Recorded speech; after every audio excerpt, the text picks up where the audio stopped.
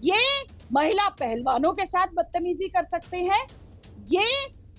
कानून की प्रक्रिया से बच सकते हैं। और कल के इनके व्यवहार ने जो एक महिला पत्रकार के साथ और एक प्रतिष्ठित समाचार चैनल की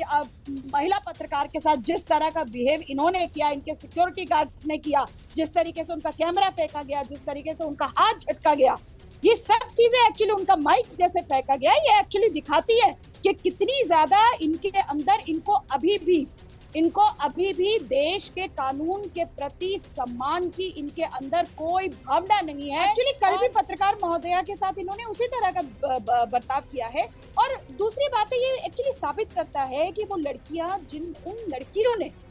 जो लड़कियां बड़ी हिम्मत के साथ सामने आई, जिन्होंने शिकायत दर्ज कराई, और ऐसी ही कितनी और लड़कियां होंगी जो अभी सामने नहीं आ पा रही है, और इनका बंद कमरे के अंदर जहां इनकी सत्ता आसीनता की स्थिति होती है, जहां ये लड़कियों के कैरियर डिसाइड कर सकते थे, जहां ये लड़कियों का ये डिसाइड कर सकते थे कि कौन कैंप में रहेगा, कौन खेलने में जाएगा, कौन टीम का साथी रहेगा, कौन नहीं रहेगा, उन लड़कियों के साथ इनकी बदतमीजी किस स्तर की होती होगी, इसका अंदाजा लगाया जा सकता है। अब इन पत्रकार महोदया के साथ मतलब जो आपने प्रश्न पूछा, वो उसके बारे में कहना तो क्या कहा जाए, पर ये जरूर समझा जा सकता है कि वो उन लड़कियों से जिनके कैरियर इनके अधीन थे, बिल्कुल जो sexual harassment at work place में, कार्यस्थलों पर यौन उत्पीड़न के मामले में जो प्रमुख बात होती है, और वह प्रमुख बात यही होती है। नमस्कार, मैं हूं अजय प्रकाश और आप देख रहे हैं जनज्वार। कल बृजभूषण शरण सिंह ने हवाई अड्डे पर महिला पत्रकार के साथ जो व्यवहार किया है उसको पूरे देश ने देखा है। सवाल ये है कि वह बृजभूषण शरण सिंह है जिनके खिलाफ महिला पहलवान लगातार धरना देती रही, लेकिन हमारी सरकार के कान पर जू नहीं रही। किसी तरह दिल्ली पुलिस ने यह कहने की हिम्मत और हिमाकत की कि इनको सजा मिलनी चाहिए, इन्होंने छेड़खानी की है। उससे वह इतना बिफरे कि वह महिला पत्रकार के साथ जो उन्होंने सुलूक किया देश ने देखा। ये प्रवृत्ति क्यों है, ये हालत क्यों है और इस तरह की बदतमीजी क्यों है, इस बात को समझने के लिए हमारे साथ सामाजिक कार्यकर्ता पूनम जी जुड़ी हुई। पूनम पेशे से वकील हैं और लगातार सामाजिक संघर्षों में शामिल रहे। पूनम जी, आपका जनज्वार में स्वागत है। और हम जानना चाहेंगे कि आखिर यह अक्खड़पन, यह घमंड, यह ताकत इस कदर क्यों है कि वह सरेआम महिला पत्रकार को, जो कि दिल्ली एयरपोर्ट पर खड़ी है, उनके साथ इस तरह का व्यवहार करने की हिम्मत करती। देखिए, ये एक बाहुबली सांसद, जी जिनको सत्ता का पूर्ण समर्थन है, जिनको सत्ता का पूर्ण संरक्षण है, जी ये उनका जो घमंड है। और ये हमने देखा है किस तरीके से लगातार 35 दिनों के आंदोलन के बाद, सुप्रीम कोर्ट के दखल के बाद एफआईआर दर्ज होती है, जबकि पॉक्सो के तहत एलिगेशंस थे शुरुआत में। और अगर एक ये साधारण व्यक्ति के ऊपर एलिगेशन होते हैं तो उसको पहले गिरफ्तार किया जाता है, उसके बाद उसके मेरिट्स के ऊपर बातचीत होती है। उसके बाद कोर्ट तय करती है कि इनको जमानत मिलनी है या नहीं मिलनी, आमतौर पर नहीं मिलती है। लेकिन ये क्योंकि सांसद हैं, सत्ता पक्ष के बाहुबली लाडले सांसद हैं, और वो लगातार दिल्ली पुलिस, जो केंद्र सरकार के अधीन है, उसके व्यवहार से लगातार साबित हुआ। और दिल्ली पुलिस के इस व्यवहार से, और दिल्ली पुलिस क्योंकि केंद्रीय गृह मंत्री के अधीन है सीधा सीधा, तो केंद्रीय गृह मंत्री साहब के पूरे संरक्षण से हमें लगता है कि इन्होंने ये संदेश ग्रहण किया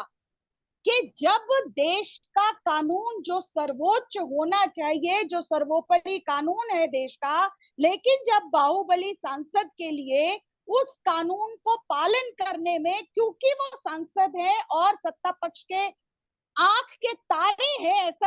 ऐसा साबित किया गया, ऐसा दिखाया गया,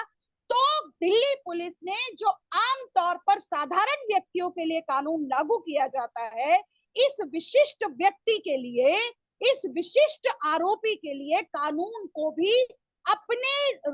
जो एक साधारण व्यक्ति के लिए कानून काम करता, वैसे काम दिल्ली पुलिस ने नहीं किया। और उससे इनके अक्खड़पन को और ज्यादा शय मिली। इन्होंने और ज्यादा इस बात को साबित किया कि बिल्कुल ये महिला पहलवानों के साथ बदतमीजी कर सकते हैं, ये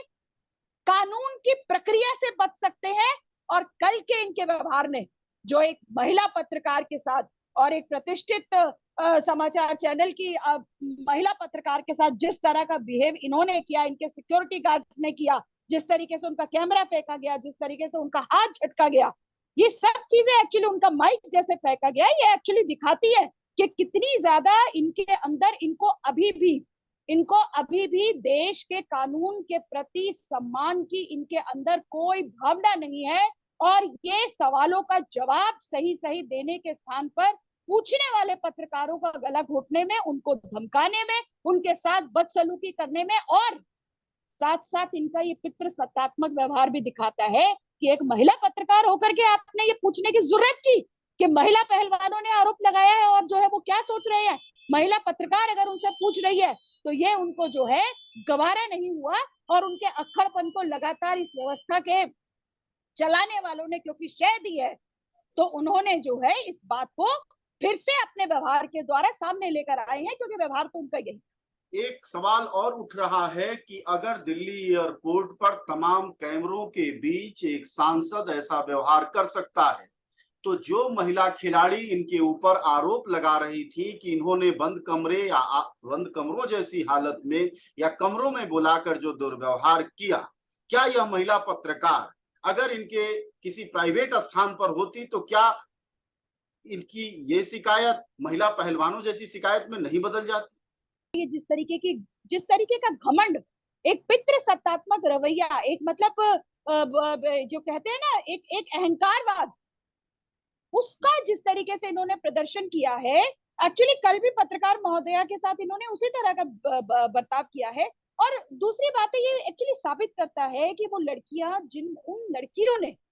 जो लड़कियां बड़ी हिम्मत के साथ सामने आई, जिन्होंने शिकायत दर्ज कराई, और ऐसी कितनी और लड़कियां होंगी जो अभी सामने नहीं आ पा रही है, और इनका बंद कमरे के अंदर जहां इनकी सत्ता आसीनता की स्थिति होती है, जहां ये लड़कियों के कैरियर डिसाइड कर सकते थे, जहां ये लड़कियों का ये डिसाइड कर सकते थे कि कौन कैंप में रहेगा, कौन खेलने में जाएगा, कौन टीम का साथी रहेगा, कौन नहीं रहेगा, उन लड़कियों के साथ इनकी बदतमीजी किस स्तर की होती होगी, इसका अंदाजा लगाया जा सकता है। अब इन पत्रकार महोदया के साथ मतलब जो आपने प्रश्न पूछा, वो उसके बारे में कहना तो क्या कहा जाए, पर ये जरूर समझा जा सकता है कि वो उन लड़कियों से जिनके कैरियर इनके अधीन थे, बिल्कुल जो sexual harassment at work place में, कार्यस्थलों पर यौन उत्पीड़न के मामले में जो प्रमुख बात होती है, और वो प्रमुख बात यही होती है कि आपको आपका जो कैरियर होता है, आपकी एसीआर्स होती है, आपका अधिकार किसी प्रतियोगिता में भाग लेने का, वो सब कुछ आपका बॉस डिसाइड करता है। और कितनी बुरी हालत होती है उन लड़कियों की जो इस तरीके से, वो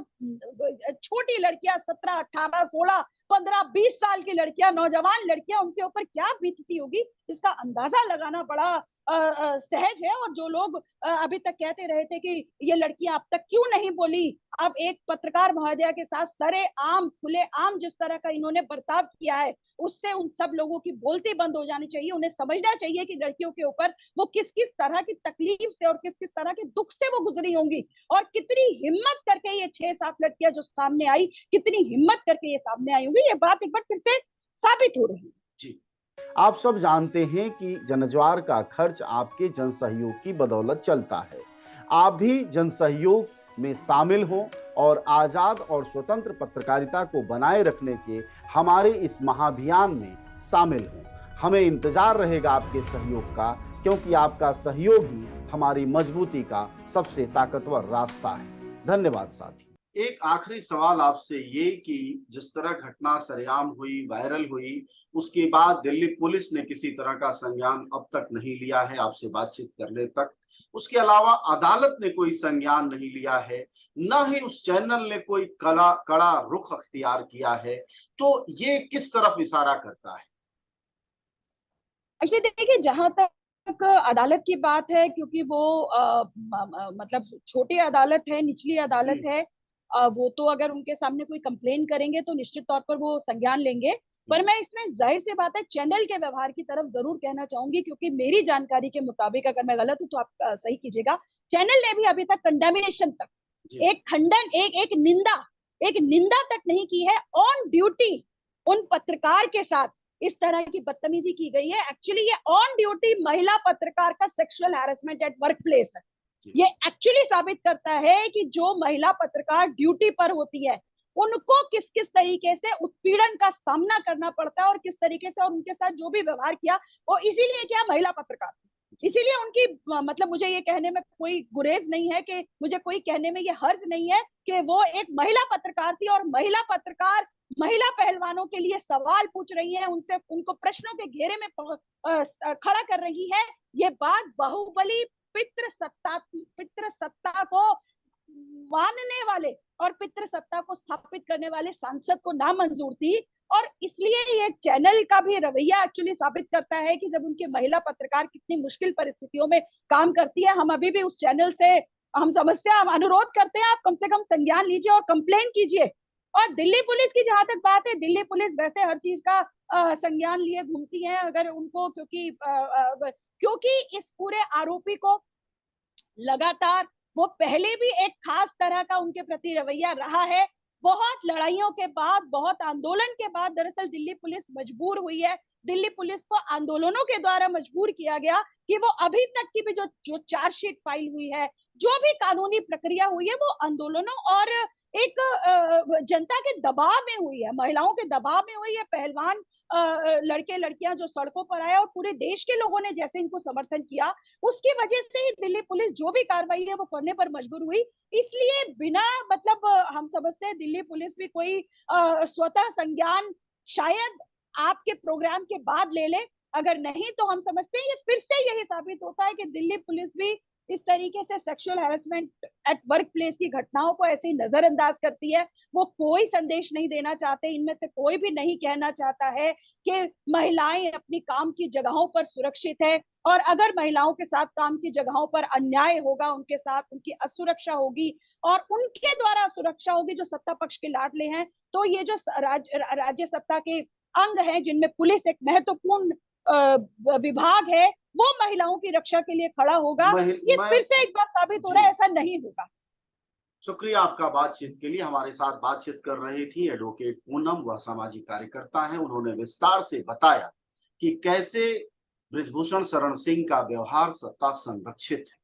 और किस तरह से एक विशिष्ट छूट मिली हुई है, और विशिष्ट छूट की बदौलत ही यह विशिष्ट व्यक्ति एक महिला पत्रकार को बेइज्जत कर सकता है, उसके माइक को तोड़ सकता है। और सबसे बड़ी बात कि प्रधानमंत्री मोदी और गृह मंत्री अमित शाह तो परमानेंट चुप है इस मसले पर। इससे भी बड़ी बात, देश की महिला विकास मंत्री स्मृति ईरानी कभी नहीं बोलती हैं। मीनाक्षी लेखी के बारे में आप सब जानते ही हैं। ऐसे में सवाल ये है कि क्या वाकई अब लड़ाई ही रास्ता है? तो फिर जनता चुन के इन सरकारों को अपने भले के लिए क्यों भेजे? अगर इस तरह की बेइज्जती के बाद भी जनता के टैक्स से चल रही पुलिस, जनता के टैक्स से चल रहे अदालत अपनी जुबान नहीं खोलते हैं और सरकारें पहले से ही चुप हैं, तो आखिर जनता जाए कहाँ? उस पत्रकार के संस्थान के भी लोग कुछ बोल नहीं रहे हैं। औपचारिक तौर पर अब तक कोई खंडन आया भी नहीं। फिर भी उम्मीद करते हैं कि हमारे देश में संघर्ष करने वाले लोगों के लिए यह एक बड़ा उदाहरण होगा, जिससे कि लोग समझ पाएंगे कि देश इसी रास्ते चल रहा है जहां सभी मंत्री और मंत्रालय चुप हैं अपने विशिष्ट सांसद।